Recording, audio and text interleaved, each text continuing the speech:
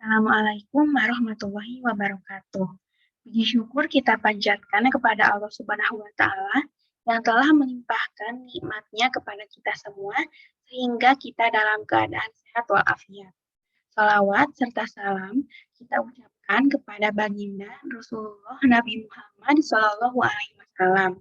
Semoga senantiasa memberi syafaat pada kita di akhir zaman nanti. Yang terhormat Ibu Dewi Lena, SK, MDPK, SKM, MPH, selaku dosen pembimbing mata kuliah akreditasi manajemen rumah sakit. Sebelumnya, izinkan saya untuk menyampaikan rangkaian acara pada presentasi kali ini. Yang pertama yaitu pembukaan, yang kedua penyampaian materi atau penyampaian hasil, yang ketiga yaitu penutup.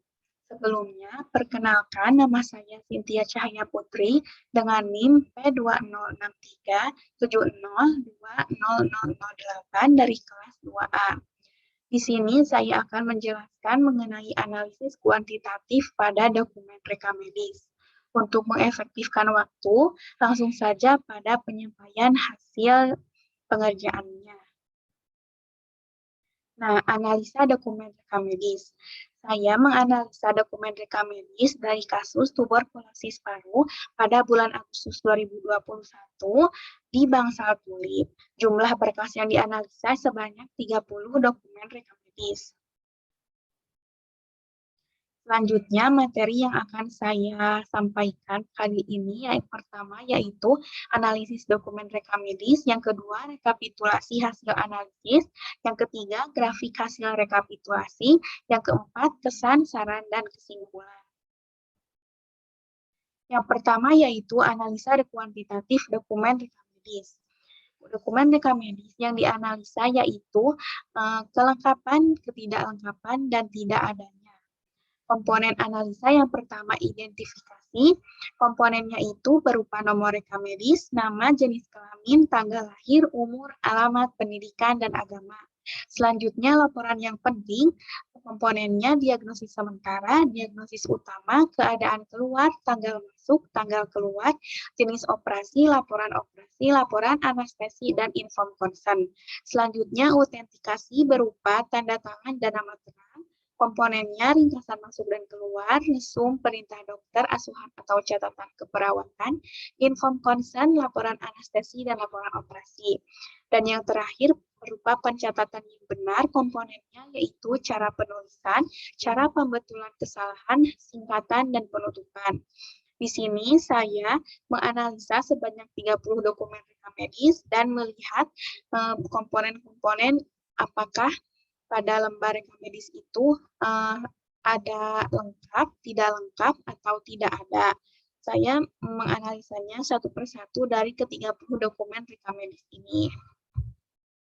Dan dokumen rekam medisnya itu berupa dokumen rekam medis rawat inap. Selanjutnya yaitu rekapitulasi hasil analisa kuantitatif. Di sini komponen analisa semuanya dituliskan, lalu misalnya pada identifikasi nomor rekam medis, jumlah yang lengkapnya itu sebanyak 27 rekam medis, tidak lengkapnya 3 dokumen rekam medis, tidak adanya 0, dengan presentase lengkap sebanyak 90%, tidak lengkap 10%, dan tidak ada 0%.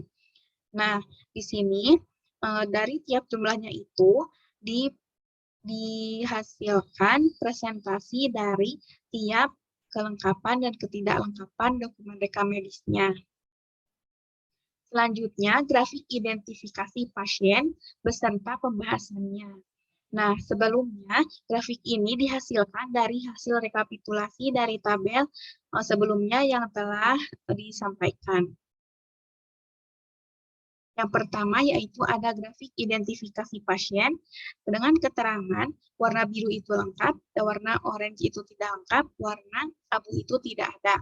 Di sini komponen nomor reka medis yang lengkap 90% tidak lengkap 10%, komponen nama lengkap 100% tidak lengkap 0%, komponen jenis kelamin lengkap 83%, tidak lengkap 17%, komponen tanggal lahir lengkap 67%, tidak lengkap 33%, komponen umur lengkap 73%, tidak lengkap 27%, komponen alamat lengkap 93%, tidak lengkap 7%, komponen pendidikan lengkap 57%, tidak lengkap 43%, komponen agama lengkap 53% dan tidak lengkap 47%.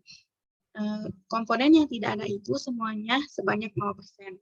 Komponen yang dinilai adalah nomor reka medis, nama, jenis kelamin, tanggal lahir, umur, alamat, pendidikan, dan agama. Hasil dari review identifikasi pasien diketahui rata-rata dari kelengkapan berjumlah 185 atau 77%, sedangkan ketidaklengkapan berjumlah 55 atau 23%. Selanjutnya ada grafik laporan yang penting berserta pembahasannya.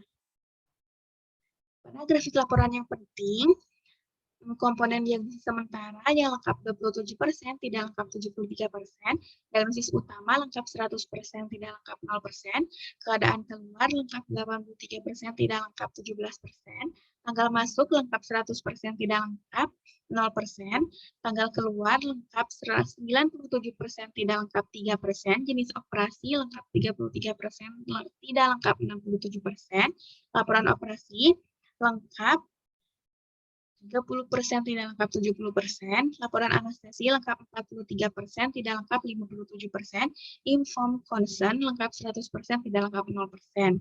Komponen yang tidak ada semuanya berupa 0%. Komponen yang dinilai adalah diagnosis sementara, diagnosis utama, keadaan keluar, tanggal masuk, tanggal keluar, jenis operasi, laporan anestesi, dan inform concern. Hasil dari review laporan yang penting diketahui rata-rata kelengkapan berjumlah 184 atau 68%, sedangkan untuk ketidaklengkapan berjumlah 86 atau 32%. Selanjutnya ada grafik autentikasi berupa nama terang dan tanda tangan beserta pembahasannya. Pada grafik autentikasi, tanda tangan dan nama terang, pada komponen ringkasan masuk dan keluar lengkap 100%, tidak lengkap 0%, resum lengkap 83%, tidak lengkap 17%, perintah dokter lengkap 70%, tidak lengkap 30%, asuhan atau catatan keperawatan lengkap 100%, tidak lengkap 0%, inform concern lengkap 100%, tidak lengkap 0%, laporan anestesi lengkap 93%, tidak lengkap 7%, dan laporan operasi lengkap 30% dan tidak lengkap 70%. Komponen yang tidak ada semuanya 0%.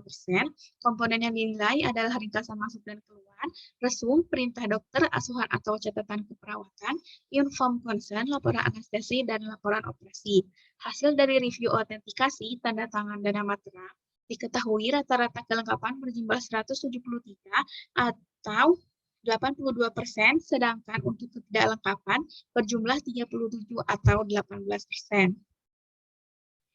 Oke, selanjutnya grafik pencatatan yang benar beserta pembahasannya. Pada grafik pencatatan yang benar, komponen cara penulisan lengkap 83%, tidak lengkap 17%, cara pembetulan kesalahan lengkap 90%, tidak lengkap 10%, komponen singkatan lengkap 100%, tidak lengkap 0%, penutupan lengkap 100%, tidak lengkap 0%.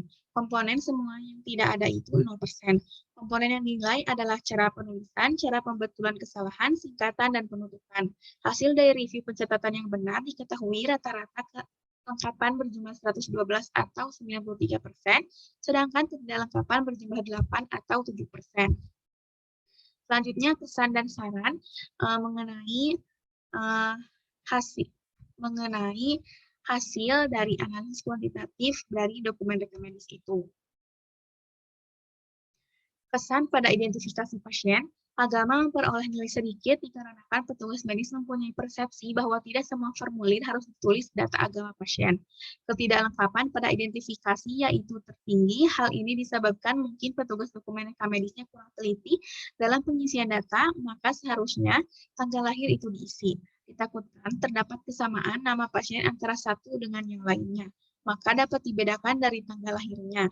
Yang kedua, pada laporan yang penting, kelengkapan tertinggi pada laporan yang penting yaitu pada diagnosis utama, tanggal masuk dan inform consent. Sedangkan nilai terendah pada diagnosis sementara memperoleh nilai sedikit dikarenakan petugas medis mempunyai persepsi bahwa diagnosis sementara tidak dibutuhkan jangka panjang. Ketidaklengkapan pada laporan yang penting yaitu tertinggi disebabkan karena petugas dokumen rekam medisnya mempunyai persepsi bahwa diagnosis sementara itu tidak diperlukan, tapi yang diperlukan itu yaitu diagnosis utama.